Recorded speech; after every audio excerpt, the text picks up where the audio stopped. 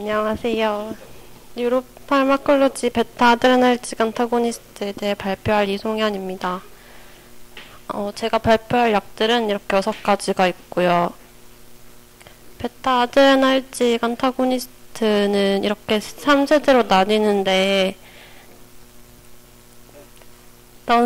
셀렉티브 베타 블라커인 퍼스트 제너레이션과 베타1에 대해서만 특이적으로 블라킹하는 세컨드 제너레이션, 그리고 이제 그 카디오베스큘러 이펙트가 있는 떨드 제너레이션이 있는데,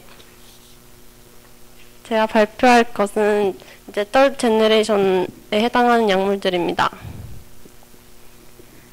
이게 이제 그 베타 아드레날직 안타고니스트를 표로 정리해서 어떤 약품이 어떤 종류에 해당하는지를 이렇게 보여주는 것이고요. 우선 이제 베타솔롤에 대해서 보면, 베타솔롤은 이제 그 어디셔널 카디오베스큘러 이펙트가 있는 베타 블라커인데, 이게 그 지금 책에서는 보면 교과서에 세컨드 제너레이션 파트로 분류되어 있는데, 앞에서 보면 아시겠지만 떨드 제너레이션으로 분류해 놓은 것도 많고요. 실제로 인터넷 찾아보면 떨드 제너레이션으로 분류한 게 더 많이 찾아볼 수 있습니다. 베타솔롤은 우선 이제 바이오어베일러빌리티가 높고, 이제 베타솔롤은 베타1 그 셀렉티브 리셉터 안타고니스트고, 이제 얘는 파셜 아고니스트 액티비티가 없어서 다른 부작용이 좀 적은 걸 알 수 있습니다. 그리고 같은 비슷한 메토플로롤보다 베타1 수용체와 아피니티가 높은데, 이 또한 베타1 셀렉티브이기 때문에 그 넌 셀렉티브한 메토플로롤보다는 훨씬 아피니티가 높은 걸 알 수 있습니다. 반감기는 14시간에서 22시간 정도이고, 치료 효과로는 고혈압, 협심증, 녹내장에 사용하는데, 고혈압의 경우에는 경구투여로 사용하고, 녹내장의 경우에는 안약으로 투여합니다. 이제 안약으로 베타솔로를 투여하면 안방수 생성을 감소시켜서 그러면 눈에 간 압력이 작아져서 시신경과 시력 손상이 적게 올 수 있도록 할 수 있습니다. 이제 티무를 또한 녹내장에 사용하는 약인데, 이 약과 달리 그 베타솔롤은 베타1 셀렉티브이므로 베타2 수용체에 의한 기관지 경련을 일으키지 않아 부작용이 적다는 장점이 있습니다. 대신 이 약은 뇌성이 잘 생기는 편입니다.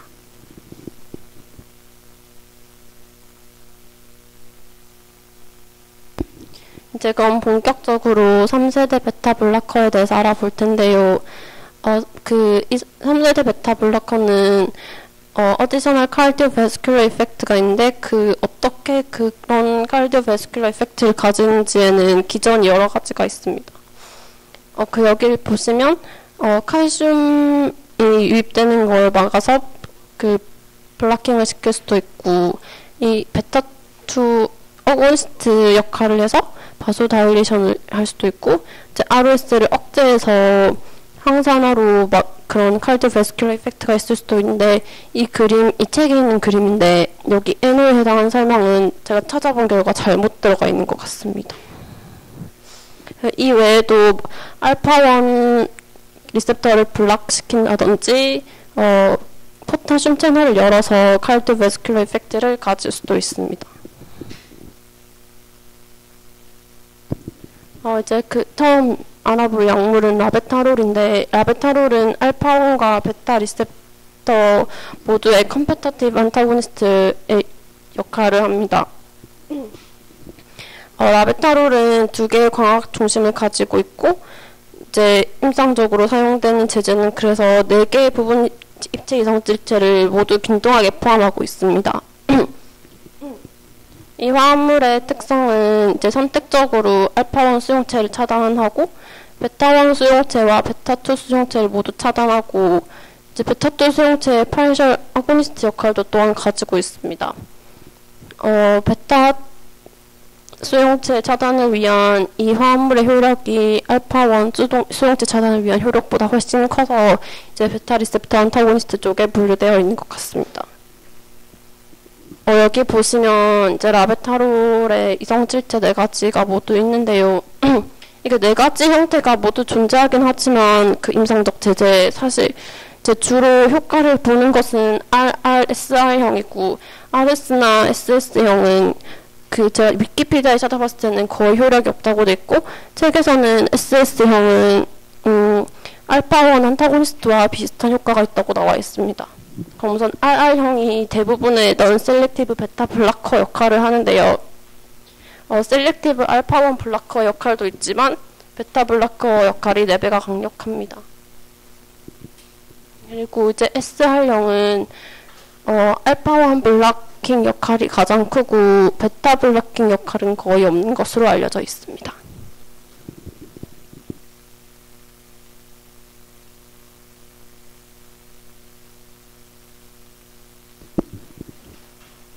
이제 여기 RR 이성체, RS 이성체, SR 이성체, S 이성체 각각의 역할을 제가 정리해서 만들었고요. 각각 보면 어디에 작용해서 어떤 것에 기여하는지가 나와 있습니다. 여기 보시면 알겠지만 RS는 알파, 베타 모두의 차단 효과가 부족하고 SR도 거의 차단 효과가 적다는 것을 알 수 있습니다. 이제 이 라베타롤이 쓰이는 것은 고혈압 치료인데 알파1과 베타 수용체 모두 혈압을 낮추는 데 기여를 합니다. 그래서 결국 혈관 확장에 기여를 하는데 이제 이게 블라킹 리플렉스 심파토마이메틱 액티비티로서 일어나는 것입니다. 이건 경구 형태로 복용 가능하고 이 경우에는 만성 고혈압 치료용으로 사용되고 응급 상황 시에는 정맥 주사 형태로 사용을 합니다. 이게 헤파틱 인저리와 관련이 있을 수도 있으므로 그것을 확인하는 것이 중요하다고 할 수 있습니다. 이제 어떻게 혈압을 낮추는지를 보면 블러드 프레셔는 칼디악 아웃풋의 레지스턴스를 곱한 것에서 레지스턴스를 감소시킴으로 인해서 칼디악 아웃풋 감소 없이 혈압을 떨어뜨려서 뇌, 심장, 관상, 동맥 혈류를 유지함으로써 다른 나타나는 부작용을 막을 수 있습니다.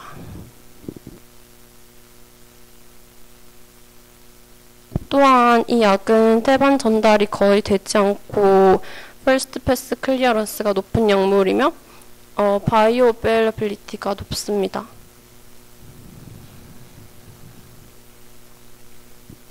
그 다음 약물은 칼베디롤인데 이 약품이 앞에 약품과 차별화되는 것은 이 약에는 안티옥사이던트와 안티인플라메이터리 이펙트가 있습니다.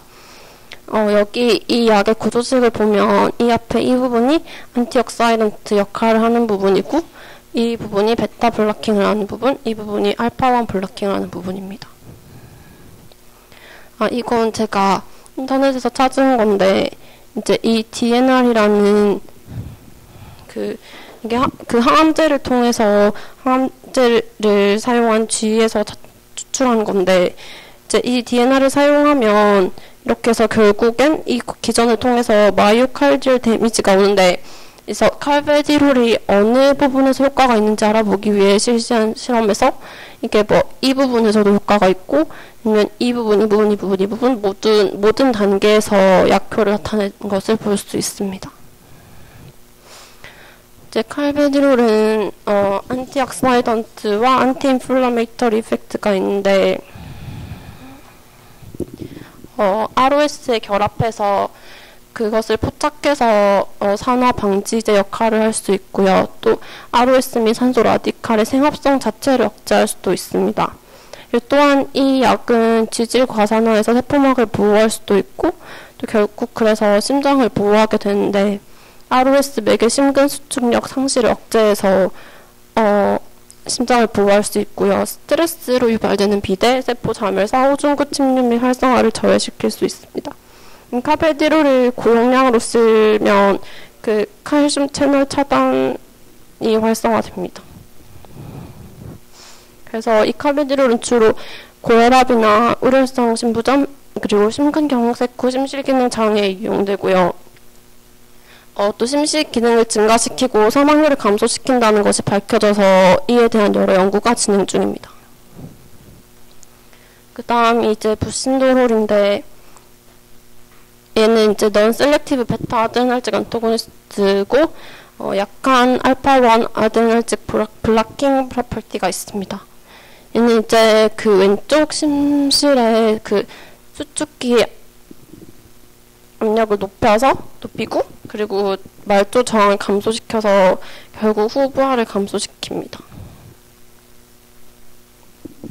이게 근데 처음에는 플라시보와 비교해서 효과가 없어서 사용이 안 됐는데 이후에 이어진 연구를 통해서 이게 특정 유전자를 가진 사람에서 효과가 있는 게 밝혀졌는데 이게 그 연구 결과인데 그 결과에 따라서 결국 그 실험 집단을 very favorable, favorable, unfavorable로 나눌 수 있었는데 이 효과가 좋았던 집단에서는 플라시보와 비교해서 부신도를 사용했을 때 모든 그 사망률도 낮아졌고 심혈관계 그 사망률도 감소했습니다.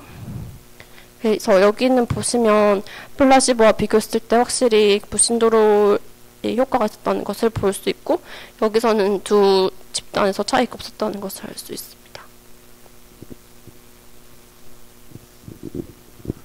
그 다음에 셀리프롤은 베타1 리셉터에 대해 선택적으로 안타고니스트 작용을 하고 베타2에는 근데 파이셜 아고니스트 역할을 하는 것이 특징입니다. 그리고 또한 알파2 리셉터에 대해 약한 안타고니스트 역할을 또한 합니다. 이 약은 혈관 확장, 기관지 확장, 에너 생산 등을 증가시키고 낮은 지질 용성을 갖고 있고 상하적 스트레스를 감소시키고 마간정 효과는 없는 것으로 알려져 있습니다. 경구 투여가 가능하며 바이오베일러빌리티는 30에서 70%, 2시간에서 4시간 이내에 가장 높은 혈장 농도가 나타납니다. 또 변화되지 않는 형태로 소변과 대변을 통해 배출되는데 소변이 가장 메인이고 퍼스트 패스 메타볼리즘은 없습니다. 이제 네비보롤에 대해서 알아볼 건데요. 네비보롤은 3세대 베타1 리셉터 안타고니스트고 이걸 하는 작용 기전은 엔도텔리얼 에노메디에이티드 바소다일레이터 액티비티입니다. 항산화 특성 및 탄수화물 및 지질 대사에 모두 유리하고 말초 혈관 저항을 감소시켜서 혈압을 낮춥니다. 네비보롤 또한 앞에서 봤던 것처럼 이성질체가 있는데 이게 D 아이소머와 화 아이소머가 있습니다. 이 D형 이성질체가 액티브 베타 블락킹 컴포넌트이고 L형이 이제 NO 생산을 증가시키는 역할을 하는 것으로 알려져 있습니다. 제 발표는 여기까지입니다.